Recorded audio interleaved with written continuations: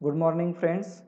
या भागामध्ये आपण liquidators final statement of account partly secured creditors या संदर्भात माहिती घेऊयात. त्यासाठी आपण एक इल्युस्ट्रेशन जो आहे तो सॉल्व करूयात.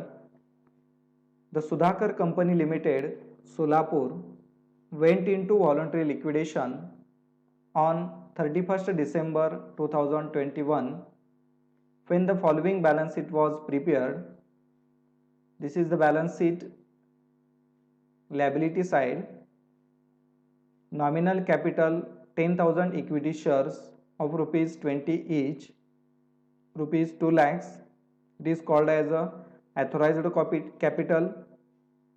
Then issued capital 7,500 equity shares of rupees 20 each, rupees 1,50,000. Sundry creditors, preferential creditors rupees 4,000, partly secured creditors rupees 30,000, unsecured creditors rupees 80,000. Total sundry creditors is rupees 1,14,000. Bank overdraft, it is unsecured rupees 2,000. Assets of the company, goodwill rupees 20,000, land and building rupees 25,000, plant and machinery rupees 40,000, stock rupees 60,000, debtors rupees 55,000, cash rupees 1,000, profit and loss account rupees 65,000. This is the total of balance sheet rupees 2,66,000. The liquidators realized the following assets: land and building, which was given as a security to partly secured creditors, rupees 22,000, plant and machinery rupees 33,000, stock rupees 57,000, debtors rupees 48,000, cash rupees 1,000. The expenses of liquidation amounted to rupees 1,700. The liquidators remuneration was agreed at 2.5% of on the amount realized and 2% on the amount paid to unsecured creditors, subject to a maximum of rupees 5,800. Prepare the liquidators final statement of account. तर याच्यामध्ये जी माहिती आपल्याला provide केलेली आहे त्याप्रमाणे आपण सुरुवातीला liabilities पाहून घेऊयात. त्यामध्ये शेअर कॅपिटल आहे 1,50,000. सन्ड्री क्रेडिटर्स हे 3 प्रकारचे आपल्याला दिलेत. Preferential creditors 4,000, partly secured creditors 30,000, unsecured creditors 80,000. त्याचबरोबर बँक ओव्हरड्राफ्ट हा सुद्धा अनसेक्युर्ड आहे. तर यामध्ये ॲसेट जे आहेत त्या ॲसेट्स रिलाइज करून आपल्याला अमाऊंट आलेले आहे. लँड अँड बिल्डिंग ही सेक्युरिटी म्हणून दिलेली आहे, पार्टली सेक्युरिटी म्हणून सेक्युर्ड क्रेडिटर्सला दिलेले आहेत. त्याची रिलायझेशन अमाऊंट आहे 22,000 आणि आपले पार्टली सेक्युर्ड क्रेडिटर्स आहेत rupees 30,000. Plant and machinery realise amount आहे 33,000. स्टॉक आहे रुपीज 57,000 57,000. डेटर्स रिलाइज आलेत 48,000 आणि कॅश बॅलन्स जो आहे तो 1,000 आहे. आता पॅरेग्राफमध्ये जी इन्फॉर्मेशन दिलेली आहे ती आपण समजावून घेऊयात. The expenses of liquidation amounted to rupees 1,700. Liquidation expenses आहेत 1,700. लिक्विडेटर्सला रेम्युनरेशन देण्यासाठी जे ॲग्री आहे किंवा कॉन्ट्रॅक्ट झालेला आहे त्यानुसार 2.5 किंवा 2.5% on the amount realised and 2% on amount paid to unsecured creditors. म्हणजेच 2 प्रकारे त्याला रेम्युनरेशन द्यायचं आहे. एक ॲसेट जे रिलाइज केलेले आहेत त्याच्यावरती 2.5% रेम्युनरेशन द्यायचं आहे आणि दुसरं जे आहे ते 2% जे अनसेक्युर्ड क्रेडिटर्स आहेत त्याच्यावरती आपल्याला त्याला रेम्युनरेशन द्यायचं आहे. तर याच्यामध्ये लास्ट जे सेंटेन्स आहे ते खूप महत्त्वाचं आहे. आपल्याला पहा, subject to a maximum of rupees 5,800. जे रेम्युनरेशन मॅक्झिमम म्हणजे जास्तीत जास्त त्याला किती द्यायचं आहे 5,800. आता ते किती येईल ते कॅल्क्युलेशन केल्यानंतर आपल्याला त्या ठिकाणी समजून येईल. तर या माहितीच्या आधारे आपण liquidators final statement of account तयार करूयात. Liquidators final statement of account, receipts आणि पेमेंट्स या पद्धतीने आपल्याला यामध्ये मांडणी करायची आहे. रिसीट्स याचा अर्थ ज्या ॲसेट्स रिलाइज झालेल्या आहेत त्या कंपनीच्या रिसीट्स आहेत आणि पेमेंट जे आहे ते पेमेंट्स आपल्याला त्याप्रमाणे जो सिक्वेन्स आहे त्या सिक्वेन्स प्रमाणे आपल्याला पेमेंट त्या ठिकाणी करायचं आहे. तर आपण सुरुवातीला रिसीट याच्यामध्ये घेऊयात. फर्स्ट रिसीट येईल कॅश. कॅश आहे तो 1000 रुपये कॅश रिलाइज झालेला आहे. त्यानंतर ॲसेट ज्या रिलाइज झालेल्या आहेत त्या ॲसेट रिलाइज झालेल्या आपण याच्यामध्ये घेऊयात. ॲसेट रिलाइज मध्ये फर्स्ट आहे land and building. Land and building realise झालेला आहे ₹22,000. Plant and machinery realised amount आहे ₹33,000. स्टॉक रिलाइज झालेला आहे अमाऊंट आहे 57,000 आणि डेटर्स रिलाइज झालेला अमाऊंट आहे 48,000. तर आपल्याला रिलायझेशनच्या अमाऊंट या पद्धतीने दिलेल्या आहेत.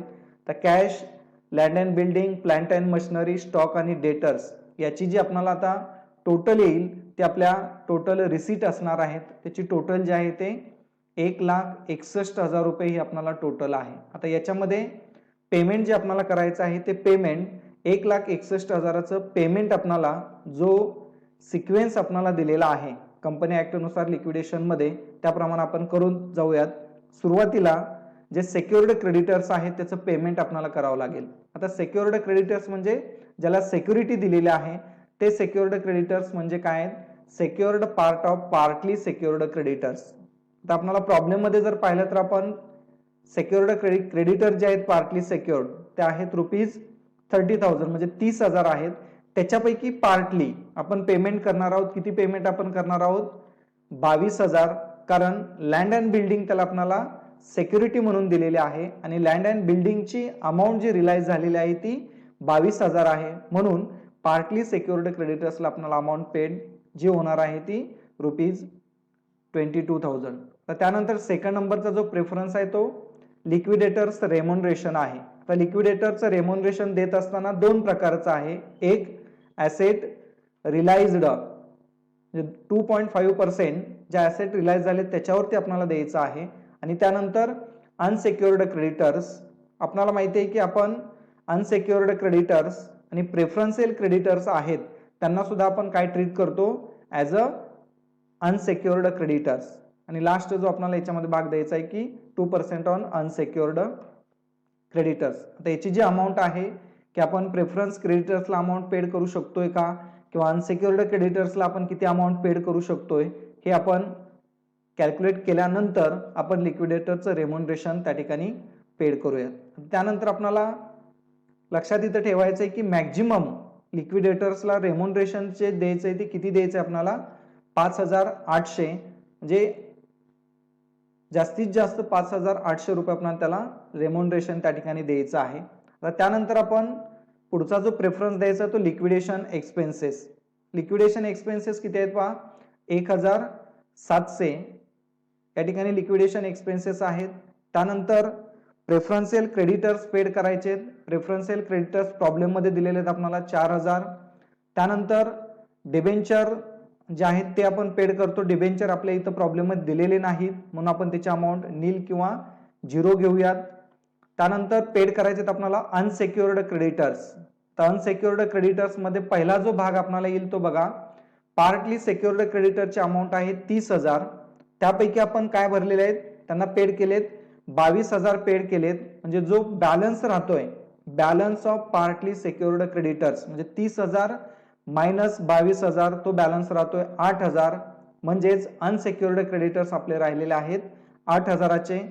त्यानंतर प्रॉब्लेम मध्ये आपल्याला प्लेन दिलेत अनसेक्युर्ड क्रेडिटर्स ₹80,000 आणि त्याचबरोबर बँक ओव्हरड्राफ्ट जो आपल्याला दिलेला आहे तो बँक ओव्हरड्राफ्ट देखील अनसेक्युर्ड आहे. म्हणजे 2,000 रुपये बँक ओव्हरड्राफ्ट हा अनसेक्युर्ड मध्ये येईल. अनसेक्युर्डची आपण टोटल घेऊयात. अनसेक्युर्डची टोटल येते टोटल 90,000. आता आपण यामध्ये जे रेम्युनरेशन आपल्याला पेड करायचे ते रेम्युनरेशन आपण पेड करून घेऊयात. पहिलं जे रेम्युनरेशन आपल्याला पेड करायचं आहे ते 2.5% ऑन ॲसेट रिलाइज्ड. आता टोटल ॲसेट ज्या रिलाइज केलेल्या आहेत त्या आहेत 1,61,000 परंतु त्यामध्ये कॅश बॅलन्स आहे 1000, म्हणून आपल्याला तो 1000 रुपये कॅश बॅलन्स सोडून जी अमाऊंट रिलाइज आहे 1,60,000 त्याच्यावरती 2.5% कॅल्क्युलेट करायचं आहे, ते येईल 4000. त्यानंतर प्रेफरन्शियल क्रेडिटर्सला आपण अमाऊंट पेड केलेली आहे पहा ₹4000, म्हणजेच 2% ऑन ₹4000, 2% आपल्याला कॅल्क्युलेट करायचे, ते येईल ₹80. आणि लास्ट अनसेक्युर्ड क्रेडिटर्स आहेत ₹90,000, 2% ऑन ₹90,000 इज 1,800. तर आपल्याला एकूण लिक्विडेटर्स रेम्युनरेशनची टोटल करायची आहे.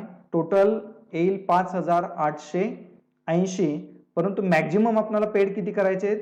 5,800 पेड करायचे आहेत. म्हणजे जी टोटल येते ती 5,880, 5,800 पेक्षा मोठी येते, म्हणून आपण पेड करू शकतो फक्त 5,800. जो कॉन्ट्रॅक्ट झालेला आहे त्याच्यामुळं आपण 5,880 न घेता 5,800 फक्त रेम्युनरेशन त्यांना पेड करायचं आहे. आता त्यानंतर लास्ट पार्ट जो आपल्याला बॅलन्स शीट मध्ये राहतो तो इक्विटी शेअर होल्डर्सला अमाऊंट पेड करायची आहे. इक्विटी शेअर होल्डर्सला जर अमाऊंट शिल्लक राहत असेल तर पेड करायची आहे. आता अमाऊंट किती शिल्लक राहते आपण वर्किंग नोटच्या माध्यमातून कॅल्क्युलेशन त्या ठिकाणी करून घेऊयात. अमाऊंट अवेलेबल साठी आपण फॉर्म्युला वापरतो total receipt minus amount paid. आता आपला टोटल रिसीट किती आहेत पहा 1,61,000 आपल्या रिसीट आहेत. आता अमाऊंट आपण किती पेड केलेले आहे ₹22,000 पार्टली सेक्युर्ड क्रेडिटर्सला दिलेले आहेत, 5,800 रेम्युनरेशन दिलेला आहे, 1,700 लिक्विडेशन एक्सपेन्सेस आहेत, 4,000 प्रेफरन्शियल क्रेडिटर्स आहेत आणि 90,000 रुपये आपण अनसेक्युर्ड क्रेडिटर्सला पेड केलेले आहेत. तर एकूण ही अमाऊंट वजा केल्यानंतर आपल्याला शिल्लक अमाऊंट राहते 37,500. आता आपण जर प्रॉब्लेम मध्ये पाहिलं तर इक्विटी शेअर होल्डर्स आहेत 1,50,000चे, 7,500 इक्विटी शेअर होल्डर्स आहेत, प्रत्येकी 20 रुपये प्रमाणे त्यांनी अमाऊंट भरलेली आहे आणि आपल्याकडे अमाऊंट फक्त शिल्लक किती आहे 37,500 आपल्याकडे शिल्लक आहेत. तर आपण केवळ काही सभासदांना ही अमाऊंट किंवा शेअर होल्डर्सना अमाऊंट देऊ शकत नाही.